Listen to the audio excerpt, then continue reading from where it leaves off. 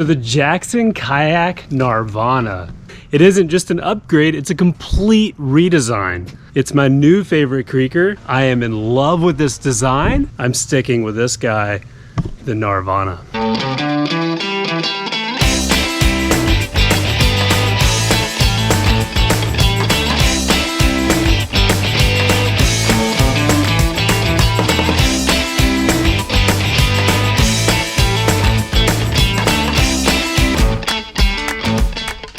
So for me, the Nirvana was near and dear to my heart. It was the most prototyped boat Jackson Kayak had ever made up until that point. It was my favorite creeker, and everything else ended up being compared to the Nirvana from there on. So I was kind of just chomping at the bit to hop into the Nirvana to see what it was about. So the first thing you'll notice is it's got quite a bit of volume. I looked at the dimensions at first and I looked at the volume, and volume is not everything, I know that.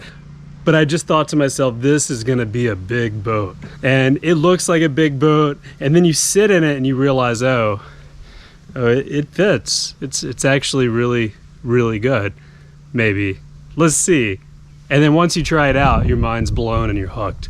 It's absolutely amazing. The hype is real. The width measures the widest point on the kayak. That doesn't mean it's that wide everywhere. So what Jackson Kayak has done, we've taken the bow, and the bow through about the cockpit is wider to make the boat more floaty. That wider, floatier, high rockered bow is gonna go on top of everything, and it's not gonna get in your way. But it's tapered at the cockpit too, so that you can still edge transition really, really easily, roll really easily, and it's incredibly maneuverable. The other thing the high rocker design does, besides making the boat boof really well, is that rocker effectively shortens the kayak. So there's actually not a ton of boat that's in the water at any given time, but if you put the boat on edge, then all of a sudden you have more to work with, and that edge is there. With a flick of the hips, you could go anywhere you want, and you could direct that energy into an eddy or into the next move. The edges only engaged when I wanted them to. Anytime I wanted to drop an edge and carve, I could drop an edge and carve. Anytime I wanted to bounce over some rocks, I had no issue, no grabs, no catches. I didn't even feel like I slowed down. On this one, I kind of nicked the edge of a pretty sharp rock, and all I had to do was edge back in the direction I was going originally. I had no issue. My edge didn't catch. There was no problem at all. So this boat is going to handle southeast Hawaii water really well. But the same thing, if there's plenty of water and plenty of volume of water, it's going to excel. I think one of the coolest features about the Nirvana design is that it tends to accelerate out of drops and accelerate over holes instead of slowing down. Most of the time when you transition that way in a kayak, you're gonna lose a little bit of speed, and you have to make it up really quickly. Every time you hit a hole, you gotta take another stroke on the other side in order to hold your speed to get through it. The Nirvana sped up. It seemed like it wanted to go faster. A little bit of drop and gradient carried into the next move. This boat does not paddle as big as it looks. It paddles much smaller. I felt like I was very, very stable. I felt good. I felt solid, but also nimble and quick and fun. If you want to turn a little bit more, you can go in a more centered position. But if you want to have a more floaty bow, you can knock it a step back. On the Nirvana, originally you had to really know where you were going. So one of the big differentiators I told people before was you need to know exactly where you're paddling, what line you're going for, and you need to plan on going there ahead of time. With the Nirvana, you can actually be a little bit more passive and get away with it. And it's still a design you can charge and be active with, and it's gonna go exactly where you point it, and it's gonna do exactly what you tell it to do.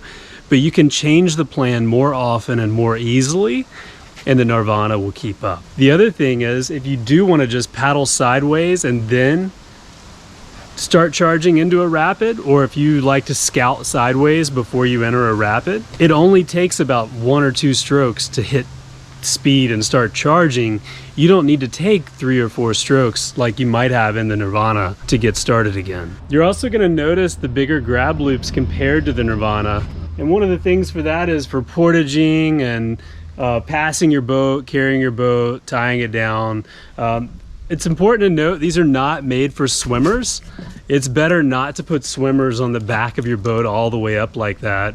If you're in a situation where there's a lot of water, it's actually better to put swimmers on your bow, holding underneath your bow with your legs wrapped around your kayak, than behind it. Another little feature I'm super stoked about as an upgrade is the hip pads no longer just flip upward. They have a bottom strap to hold them in place. That makes the hip pads way more secure than they have been on our previous models. All right, so sizing. One of the biggest complaints that I had and that other people had about the Nirvana was that it only came in medium and large. It only came in 2 sizes.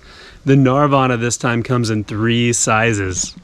And I know the small looks a little large on the specs and the DEMs, but the small is gonna serve a weight range, no question, from about 100 pounds to 150 pounds. It's pretty small. I'm 168 pounds. I was able to get into it, and it felt really tight.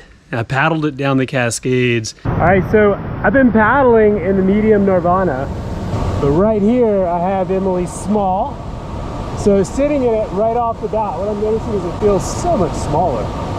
It's definitely a smaller boat. These are more narrow inside. I actually kind of I anticipated the medium feeling really huge when I sat in it, but in the bow kind of did feel kind of big. But when I paddled it, it just felt like it was made for me. It just felt perfect. Took care of me when I was tired. I've been tired all day. I've been kind of running low on energy. And so paddling in the medium Nirvana has been kind of perfect for that. If you're way up in that range of 150 to 165, the small is gonna catch, it's gonna get pushed around more, it's gonna feel edgier, it's gonna be very nimble and still extremely fast. It's super fun, but it's not gonna be your extreme whitewater machine like the medium will be. The medium will feel better for anything that makes you nervous or anywhere you feel like you're gonna be pushing it. So if I were gonna paddle hard class 5, I'd wanna be in the medium still. If I wanted to spice up my local Southeast dam release run and run something in the class 4 or 4+ range and make it as fun as possible while still paddling a creek boat, then the small is a really good option. Those who are smaller than me and those who are on that lower end of the weight range, they're gonna find it's the ultimate small person creek boat. I think you finally have a true small creeker that's just gonna blow your mind. It's gonna be really good. The same thing goes for the medium. Guys have been getting in the medium up to 210 pounds, which makes it sound like it's huge in a lot of boat. But at that weight, it's gonna be a different type of design. It's gonna be a different boat. So size accordingly, pick what you want. If you wanna spice up your local dam release and you want something nimble and fun that you'll never be bored in, then you might wanna be a little heavy on the weight range. If you want something that's gonna be really solid and feel really good, then you might want to be a little lighter on the weight range or kind of right there in the middle. If you're in the middle of the weight range, you're going to be in heaven because you'll have the best of both worlds. All right, we have the Z3, and a Z3 I've used on all kinds of creeks. I love it. I've run some big waterfalls in the Z3. I like it for waterfalls. What's the difference? How do you pick between the Z3 and the Gnarvana? It's pretty simple. The Z3 has a ton of primary stability. And so if you look at my Z3 versus Nirvana video that I'll link below, that'll answer a lot of those questions. The Z3 is gonna be a little easier to fly with because it's shorter, but it's not gonna have the speed. It's not gonna edge to edge transition as quickly and as nimbly as the Nirvana. And it's actually a touch harder to roll because it has so much primary stability. If you're looking for something that has a lot of primary stability, that'll surf well, river run well, that you can take on anything, fly with, that's still closer to that 8-foot range, the Z3 is gonna be your boat. And if you want it to handle edge transitions a little bit faster and be easier to roll, you can put in some knee blocks and that'll be a game changer for you on the Z3. If you're looking for the ultimate big water machine though, and the ultimate creeker and the ultimate boat to race in and creek race, the Nirvana is going to be the one you're going to want. And honestly, after paddling the Nirvana, as long as I can get it where I want to go, I think it's the boat that I'm going to use. I love it. If you like this video, make sure you like and subscribe. I'm so stoked to be growing this channel and to finally getting some more videos out. I can't wait to share more with you guys, and more instruction is on the way. I'll see you on the river.